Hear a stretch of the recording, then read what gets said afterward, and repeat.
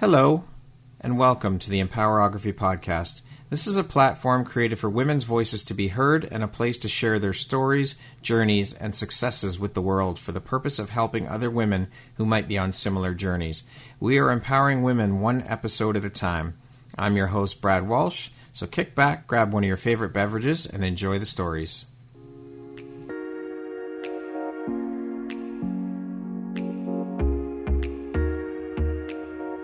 If you're looking for jewelry that makes an impact on your self-care routine and your style, Empowerography would love to offer you a discount code to one of our exclusive partners, Quartz and Canary Jewelry and Wellness Company. Please use code EMPOWER15 to receive 15% off upon checkout at www.quartzandcanary.com. Quartz and Canary is truly the place where spirituality meets style. Hello there, Brad Walsh here, your host of the Empowerography Podcast. Today, my guest is Darcey Kesner Hawkins. She is a sex, intimacy, and relationship coach and an intuitive healer. How you doing today, Darce? Great, and thank you for having me here. Oh, Darcey, honestly, the honor and pleasure is all mine. I appreciate you taking the time out of your day to be here and share a bit about your personal story and journey with us here. And I'm honored and proud to have you as a member of the Empowerography community. Thank you very much. I'm excited to be there. All right. So let's jump right in. As I mentioned, you are a sex, intimacy, and relationship coach. You are an intuitive healer. You are an EFT practitioner, a podcast host of not one, but two shows, a Reiki master and teacher, a massage therapist, and an ordained minister. That is one hell of a resume, Darce. How do you prioritize and find the time to do all the things that you do? It took me a minute because I was feeling guilty when I would stray from what my mission is with my entrepreneurial business. But I realized that half of what I do is my 9 to 5. So everybody has a day job, and a collective of what I do is my day job. And that is a massage therapist, a Reiki practitioner, a Reiki teacher, ordained minister. And I'm pretty excited that I'm going to perform a wedding next November. Awesome. Yeah. So that is what I do as my 9 to 5, and anything associated with those, I guess, my focus with those. Right. Now, as mentioned, you're an EFT tapping practitioner. Now, I've heard of EFT tapping personally, but I don't understand what it's all about. Can you explain to us a little bit about EFT and tapping, what it's all about? There's one statement that I've read that's been out there is basically EFT is acupressure for emotions. Okay. And so you're looking at identifying something that has triggered you in the past, and it stays within your emotional brain for quite a while unless you process it. And it pops up whenever it's going to pop up. So just as an example, let's say you're a 5th grader, you're getting on stage to give a speech to your classmates, the entire school. Uh-huh. The only thing holding up your pants is a belt. Right. Your belt breaks, your pants fall down. You don't really process that. You have people laughing at you. You believe everybody's laughing at you, but there's people who feel for you, but you don't see that part, right? Right. You never resolve it, and it lives within your brain forever. Now you're 45 years old, and you have to get up and have to speak in front of your company. You're moving up on stage, and instantly that fear is triggered. You check your belt, you check your pants, but that fear is still triggered, and you're a 5th grader again. Right. EFT works on keeping the blood flowing in your thinking brain and not living in your emotional brain where that incident happened. And so with tapping and talking about that event and how you felt about it, it diminishes that negative emotion surrounding the incident. So you're not triggered as much or not triggered at all. Oh, okay. Interesting. What inspired the decision for you to become certified in EFT tapping? Well, the focus was to become a certified EFT relationship coach, specializing in intimacy and sex and intimacy. Okay. So the EFT practitioner portion of it is just kind of an add-on because I am one. Right. The focus was to become that coach. Oh, okay. Now, I've read that you have an earthy approach to healing, which empowers women to clean the shit off their shine. So that they could shift into their brilliance. I love that tagline, by the way, Darcey. I think it's amazing. What inspired that tagline? Where did it come from? That's a good question. So I've been on a healing journey for a while, and I have suppressed myself there's reasons why I've suppressed myself. And as I'm coming to know my authenticity, I'm a little edgy. Okay. So I've come to find out. And it's basically, so it's basically cleaning the trauma shit off our authenticity, off our shine, because it just covers our shine and we are living as an imposter. And so to clean the shit off our shine allows us to connect to our divinity and connect to who we really are. And then we can shift into our brilliance, which is our purpose.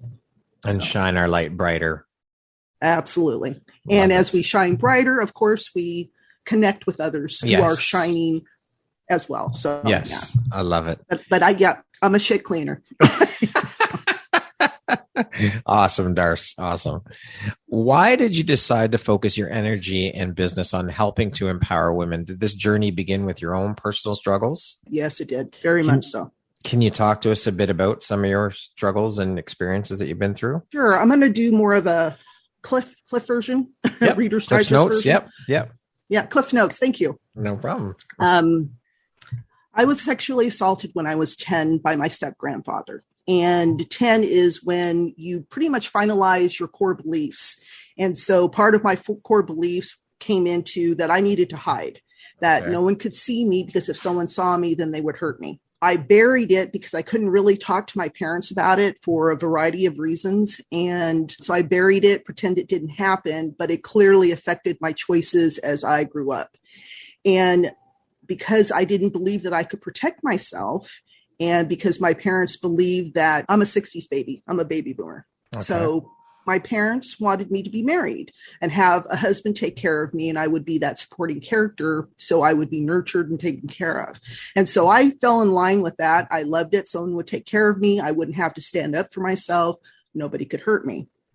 So I married my husband. Unfortunately, I wish I could have told him the truth, but we kind of grew up together. And so during that time, I became, the model wife. I was the model wife. He was a military member in the U.S. and I was the, perfect military spouse. Right. We had 2 children, and, I did everything that I was supposed to, but every time I was doing it, I was out of sync. There was something off. I kept striving for something that was never within my reach.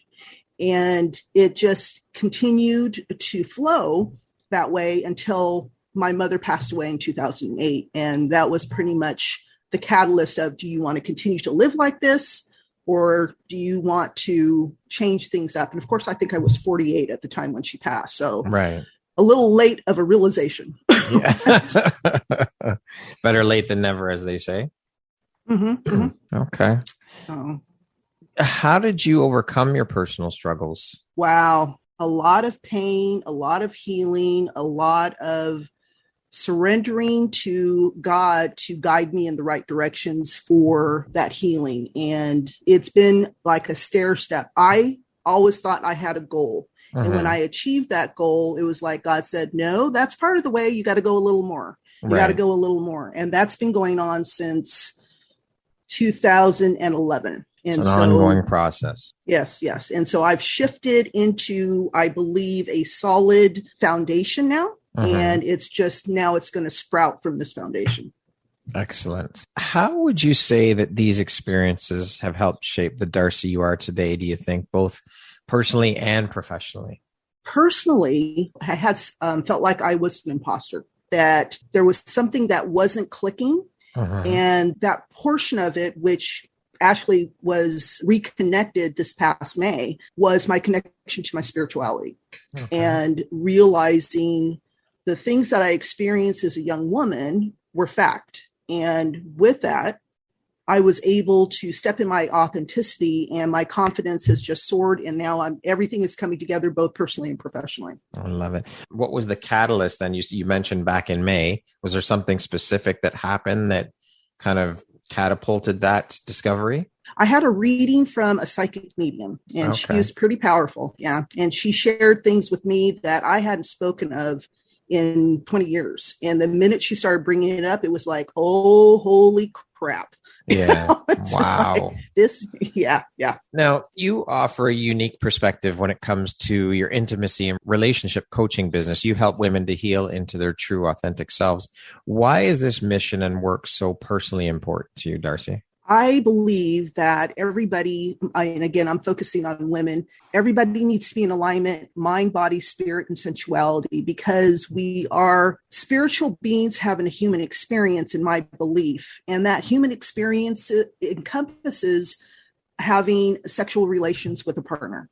And if someone is a trauma survivor, they are still working on getting into speaking their authenticity in a normal setting. And sex, intimacy, those are topics that are not talked about in regular society. And so you heal yourself to a level, but they're still closing that bedroom door and walking into the bed with your partner. And there's a lot of things that hold us back from that. And I lived it. Right. You know, being sexually assaulted at 10, that just skewed my whole thought process about sex and intimacy. Of course. And and it just, the expectation to be a good wife meant that I had sex with my husband. Not that I didn't, want to participate, but I wasn't totally present during the process. Right. Do you think that there's a shift, or there has been any kind of shift in terms of normalizing the conversation around sex in society that you've seen through your coaching experience? Not really, no. No. So what do you think we can do to move that forward and start those conversations? How do we bring that to light and bring it to the forefront so that it is a comfortable conversation among people in society? I started my group with that. Well, initially the group is to get women comfortable talking about their trauma. Right. And because a lot of women won't, because they're in an imposter role, and I identify with it. I was in it for decades. Right. And you don't want to admit that you're wounded for whatever reason. Some of us believe that it's our baggage to carry, that we've been sexually assaulted, and it's not something that we're going to share. We're going to become as normal as possible by burying it. Right. And so once we have women who are comfortable talking about their trauma, such as it was, they're not jumping at people coming up behind them. They don't freak out when you get a tight hug. I mean, these are just little simple things that they have to get over. Thinking about moving into the bedroom and talking about voicing your desires within your bedroom when your spouse thinks that you've been happy for 20 years and you really haven't shared your voice, that's huge. Yeah. So having conversation, and I have 2 podcasts that I have on. The first one is Transforming Relationships One Broadcast at a Time. And that is encompassing everything that a person can experience, from parenting children, parenting grandchildren, trauma, all those different aspects. But it doesn't really dive into sex and intimacy, because I wasn't sure if that audience would be ready to hear it. Right. And so I didn't want to shock the hell out of them. Yeah. So it's just like plain and simple. It's just, yeah. So, and as I've been on this journey, I finally, my partner and I have been together for 8 years. And just until I think it was, about February, that I told him what my step-grandfather had done to me. Yeah. And he didn't even know about it until 2018. My ex-husband never knew about it. I wrote a book and shared part of that journey, and I let my ex read it. And that's how he found out that I had been sexually assaulted. And part of me feels like I wasn't fair to him, but that's another story. So, but as far as sex and intimacy is concerned, is that as we continue into our true self, we have to acknowledge the sensuality part of us, because sensuality is so important to the balancing of who we are. And to know that having pleasure, you don't have to feel guilty about it. And there's so many health benefits from orgasming, but you can't even have that conversation to tell about that. So that is why I talked to my partner about having the second podcast called Sex and Intimacy, The Naked Truth. Right. And that is having a sexual relationship with someone who is a trauma survivor. Yeah. So basically we need to start having more conversation around the topic and get people talking. Because I mean, when you're in a group setting, I just think of group therapy. Someone gets up and starts to tell their story. They initiate the whole process. That in turn gives others in the group or others in that setting permission to speak as well, get up and speak their truth and their story. And it's like, hey, you know what? I'm not the only one here that's dealing with this. This person dealt with, so that gives me the freedom to speak as well. And the feeling of safety, because that's what it's about, is feeling safe in that environment to speak and talk your truth and tell your story. Absolutely. Absolutely. And again, that's the reason for the genesis of the group that I have, which is called From Shit to Shift.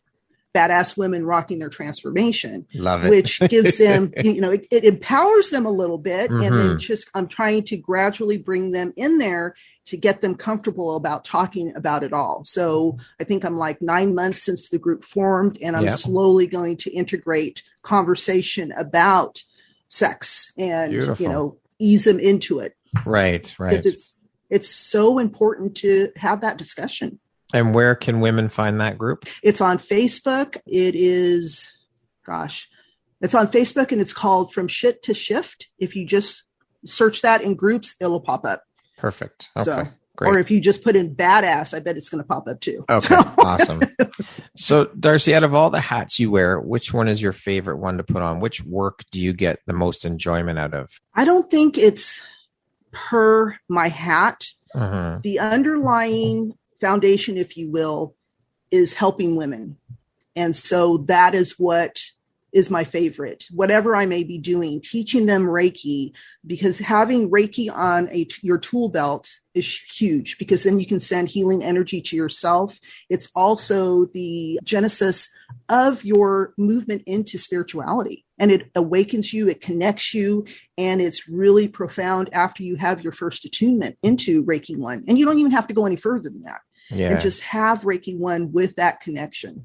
So there's that. And then there's Ho'oponopono, where you connect to your divinity and you connect to God. Massage is of the same ilk with me as a massage therapist, because I connect to source of energy, because I'm a conduit for healing, right? I'm not a healer per se, although it's easier for other people to understand. So everything that I do is, if it helps one woman to move forward on her path, then I'm thrilled. I'm thrilled.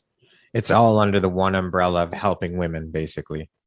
Yes, it is. When working with your clients, do you integrate your multiple facets and skill sets into your sessions when you're working with them? Yes. It's coming into a session and asking them, what do you want to work on? And dependent on what they're sharing, and of course, there's an intuitive piece, knowing if there's something else that we're supposed to be headed to, then we'll start.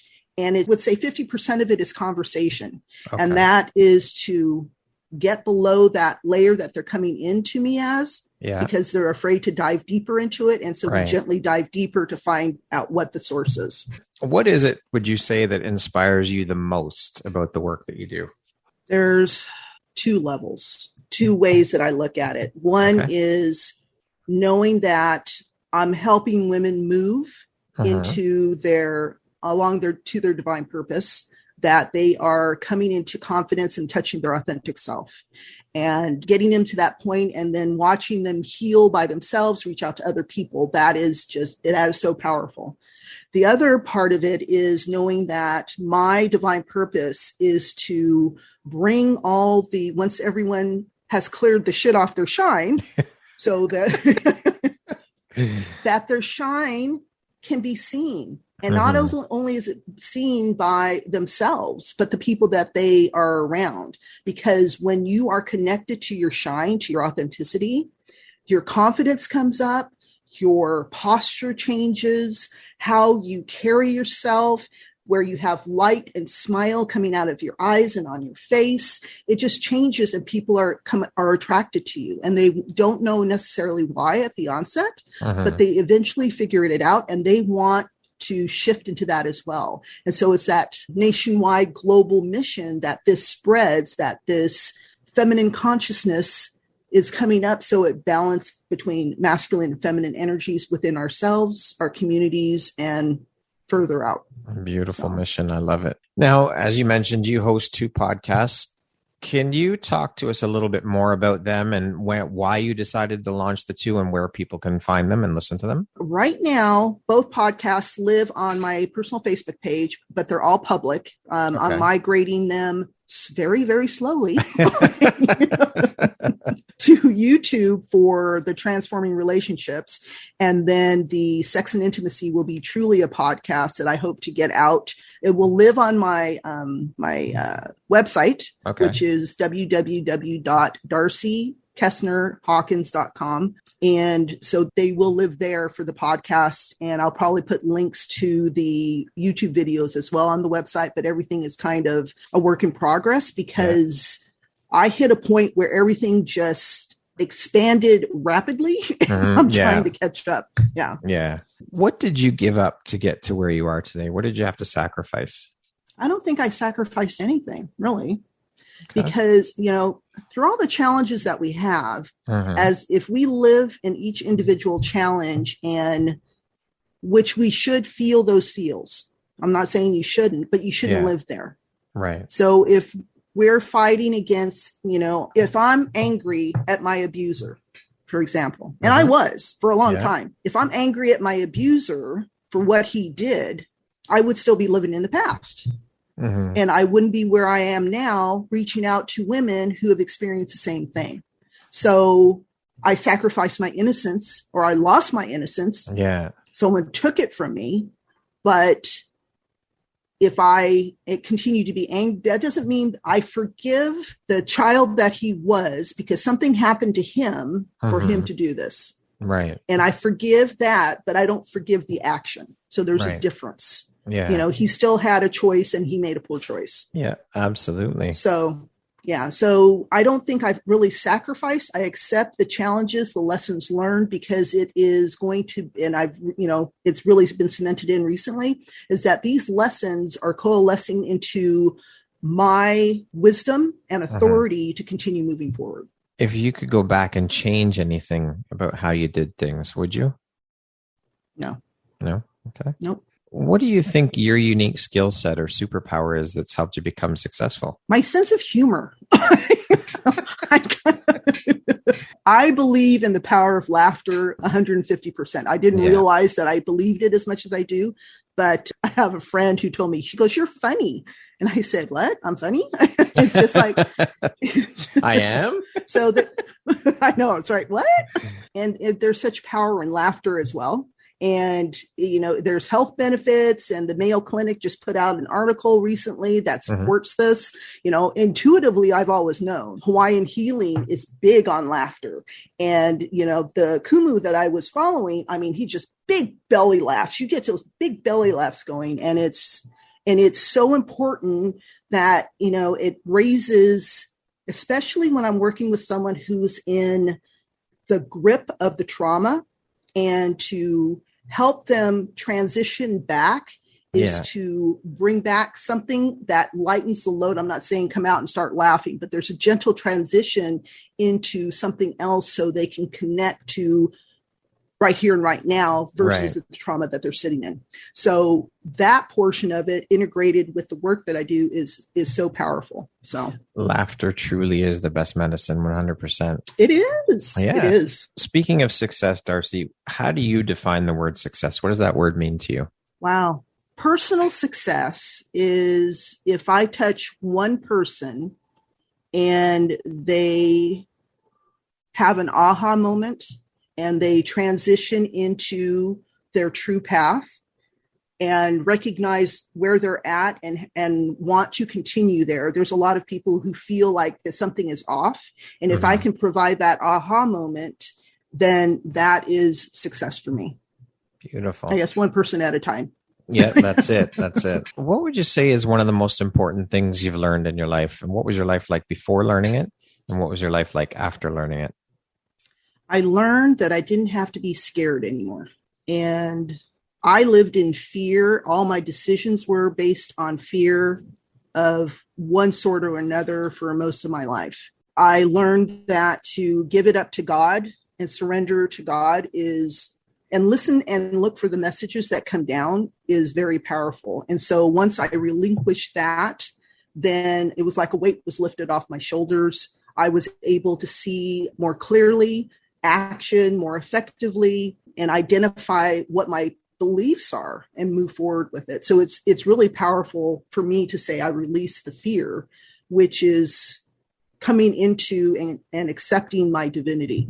What would you say is one of the biggest turning points in your life, and how did it affect you? I guess the biggest turning point in my life was when my mother passed. And the realization was that I could live the life I was living unhappy, and just live out my days unhappy and not making an impact. Or I could make a change, as scary as it was, I could make a change and find out what the future was for me. And so my mother, bless her heart, my dad passed 10 years before she did, and she just existed for 10 years. Wow. So, change is a very scary thing for a lot of people, for everybody. I mean, it's a hard thing to embrace, I think a big part of that shift is mindset, for sure. Around. Absolutely. Yeah. And that's tough. That's tough for everybody. It's a hard thing to do. But once you do it, your whole world changes. Doesn't it? It does. It's incredible. Yeah. You have some truth there. Darcey, what makes you feel inspired or like your best self? Connecting with people, connecting and being impactful, and whatever I do, I want it to be something, and I hate using the word, I shouldn't say hate is a bad word, overusing the word positive. Yeah. Right. Because there is toxic positivity, but being in that space where, I could be the missing chunk in their life to have them move forward instead of slumping back, that they can recall, especially some of the people that I coach. I had one gal share that she thinks of me, of how I make her feel, not necessarily the words I share, but how I make her feel. And that kind of jumpstarts her in doing different things throughout her day. Mm-hmm. And so that was really powerful. So that's really inspiring to me. That reminds me of the Maya Angelou quote, where she says, people will remember what you say, or people will forget what you say, but I know there's more to it, but people will always remember how you made them feel. And that's it there. Yeah. Ironically, she quoted me that quote. What does the word empowerment mean to you, Darcey? It means that all your gifts and talents, and that you action them in a way that aligns with your purpose, your divine purpose. And I believe everybody has a divine purpose. However, it manifests within their life. It could be that someone is, let's say, someone who picks up trash. Right. And there's an older woman coming with the trash can, and he helps her, and that just brightens up her day. Mm-hmm. It's those things. It's those human interactions that shows the love that is coming from someone's heart space. You say that you believe everyone has a purpose, but not everybody finds their purpose, right? Which is horribly sad when you think about it, that so many people go through life working at a job they hate or doing something that they hate. I mean, you think about the amount of time we spend working in our lives, and the fact that so many people spend all of that time doing shit that they hate doing. It's really, there it is. It's sad when you think about it. It is very sad, but fear overtakes them. And that fear is so powerful that what I believe is everybody is their own healer, and everybody is psychic to a degree. Okay. They're just not aware. And it's the same thing of being aware of your true foundation. And that foundation also includes that you're worthy. The minute that one is born, you are born worthy. And nothing that happens to you or for you changes that worthiness. You are worthy. We're all worthy the same level. There is no one higher or lower. Right. But it's living in the 3D or living with the culture that you have, the family that you have, builds up that foundation in the here and now. And is to get past that foundation, which is usually built with fear, is getting past that foundation to find your true divinity and your true self, is to be able to see, oh, I do have a purpose. And it could be what you're already doing, but until you touch it, you won't know. There could be, and with that touching, you develop a different kind of confidence. Yeah. And you're more impactful. So do you believe that you found your purpose then, working with women, and that's your purpose and your mission in life, right? That is part of it. Yes. And how long does it take you to find it? Right. It took a long time, right? Yeah. At least 30 years. At least 30 years. Yeah. But see, I don't know. It breaks my heart to think that there are so many people out there who never find and are able to live out their purpose. It really does. But I think I appreciate your empathy for others, but the thing is you're actioning your mission, whether you knew it at the beginning or not, by producing this podcast. Mm-hmm. And because you produce the podcast, you're reaching out to those who have a more passive approach to finding their divine purpose. And so this empowers them in a way that will continue to build until such time as they're ready to have an aha moment. Interesting way of looking at it. I like that. You're a smart cookie, Darce. On my good days, I am. Other days, I could be considered a smart ass. But well, there you go. We all have those days, right? Right. How would you like to be remembered? I don't think I personally, for my family, they better remember me, but I would hope so. Yeah, my children and my grandchildren, but I don't think I personally want to be remembered. I want the movement to be remembered, isn't that really remembering you, because you're the one who created the movement? You started the movement. So a legacy, so to speak, right? Yes, you started it. It wouldn't have started without you. True. Yeah. I have a hard time moving into acceptance of compliments. Yes, you do, Darce. I know you do. You need to work on that. I know I do. Okay, we're going to jump into a little rapid fire section here. So the next grouping of questions just be 1, 2, 3 word answer type thing. Okay. Okay. How would you describe yourself in one word? Brilliant. If you could teach the world one thing, what would it be? Be kind. What's one thing you want but cannot buy with money? Connection to self. If you could change one thing about the world, what would you change? Elimination of ego. Entrepreneur life is? Quite the roller coaster. That's for sure. What is one of your favorite quotes? To the world, you may be one person, but to one person, you may be the world. Love that one. If you were writing your autobiography, what would the title be? Holy shit, here she comes. If you had a theme song that played every time you walked into a room, what song would that be? Right now, it would be Firework by Katy Perry. Okay. And lastly, for the rapid fire section, if you came with a warning label, what would yours say? Say, watch out, you will be transformed. I love it. Our rapid fire section has concluded. Now back to our regularly scheduled program. Darcey, what's your personal motto? I have 2 basic tenets that I live by, and that is be kind and do no harm. Lovely. So I'm not sure I have that as a motto, but that's what I live by. Okay. Who in your life has had the biggest impact on you and why? Wow, this could be very controversial, but it would be my abuser. Really? Because he changed the course of my life. Well, that's true.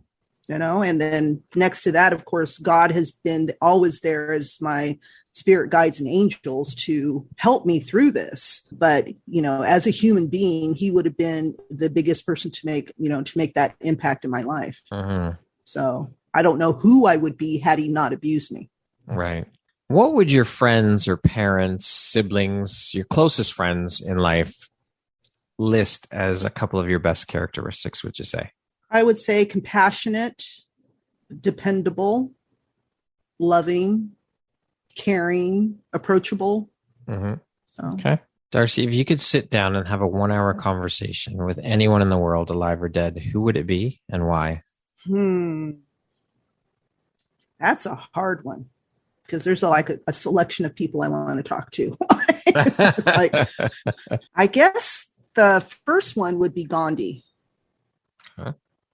Yeah, just to get the perspective of global love and to understand, just how his divine downloads came in and how to move forward with that thought process to bring us all together as one people. Love it. What would you say has been an unexpected blessing or occurrence in your life that you're grateful for? All the like-minded people that I've come across since starting this journey, and you are one of them. So thank you, Darcey. I appreciate that. That means more than you know to me. Thank you. You're welcome. What does the best version of you look like when you close your eyes and imagine it? That I am in a place where people, not only women, come to hear me speak, not out of ego, but because of the message that I have for them, and that it sparks that aha moment. I see a stage, and which of course during COVID times is a little hard to do. In your mind's eye, you see it. Yes. And connecting on that personal level as much as I can to inspire. That. Yeah. What would you say is one of your biggest failures, or we'll call them life lessons or teachable moments? And what did you learn from that? I don't think it was one incident. It's a series of incidents. It's where I would start something and I would stop before it came to fruition because I didn't believe in myself to let it continue. And just on the other side of it, it would have been very successful. And so that is one of my biggest lessons learned. So with this journey, I've not let up, and it's coming together like it's supposed to. So you've overcome that then, that roadblock. Right. Well, it's not my timing, it's divine timing. And there you go. You can't make divine timing move. That's right. It was meant to happen now, not previously, not before you learned that lesson. Right. Absolutely. Can you tell me about a moment in your life when tell me about a moment when a person's kindness made a difference in your life? I have the best story ever. Okay, let's hear it.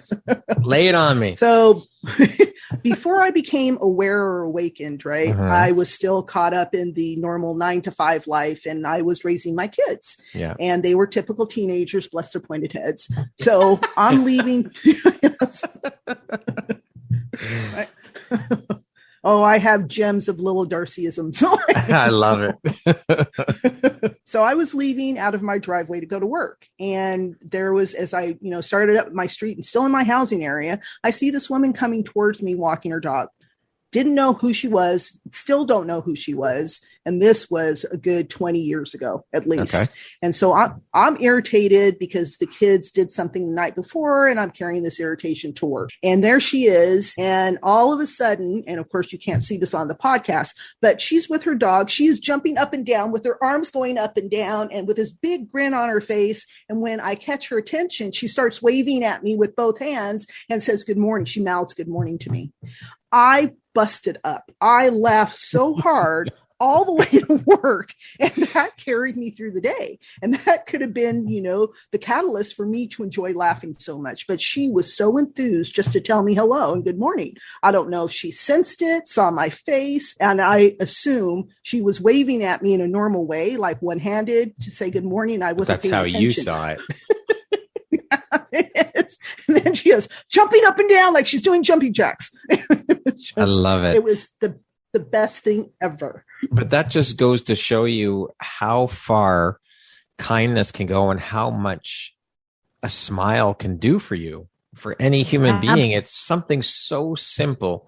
And this boggles my mind with the whole kindness thing, and us as human beings having such a hard time wrapping our heads around the concept of being kind to other human beings. I cannot for the life of me figure out why this is so hard for people. Because of fear. It's all boils down to fear. And someone shared with me once, and I believe it, that there's two emotions, fear and love. Okay. And so there's a fear that you're going to take advantage of me. There's a fear that I'm going to make a fool out of myself. There's a fear that I shouldn't do what I'm going to do. And so with that fear, that's our armor as we go out and socialize. And so you look at a person's face let me just say that sometimes I have a resting bitch face. So it's just, you can edit that out. So, and I'm thinking and I don't pay attention to my facial expression, and so, but if I try to carry a smile on my face, no matter what I'm doing, then I get smiles back in return. And it's not that I don't have love coming out of my heart. I just have no control over my face. Right. So as you're walking, it was yesterday. Was it yesterday? No. It was Sunday that I had gone to a place there was a large number of people. Okay. And this woman was walking towards me, and she had this really, stoic looking face. And then I smiled at her, because we were both not wearing masks, right? Because vaccinated and all that other good stuff. And so once I smiled at her, her whole face lit up. And, it was just like, it's just that. It's just, they're afraid to approach people because you don't know what the reaction is going to be. Right. Okay. Makes sense. Darcey, if you could go back and give your younger self one piece of advice, what would that piece of advice be? Wait for divine timing. Simple, to the point. Although not a simple concept. We are impatient people. Yes, we are. Lastly, Darcey, if you were to deliver your last 30-second speech to the world, what would that last 30 seconds sound like? Do everything in love, be love, share love, and because that's all there is. I love that. Beautiful. Darcey, thank you so much for taking the time to be here today and share a bit about your story and your journey with us here on the Empowerography Podcast. You've been a member of the Empowerography family for quite a while, and I just want you to know that I appreciate you, and it's been an absolute pleasure speaking with you and learning a bit more about your journey. Thank you, Brad. Thanks for having me, and I've enjoyed being in the community. It's very powerful. Thank you. Once again, my name is Brad Walsh, host of your Empowerography Podcast. Today, my guest has been Darcey Kesner Hawkins. She is a sex, intimacy, and relationship coach. Thanks so much, Darcey. I hope you have an amazing rest of the day. You too. Thanks.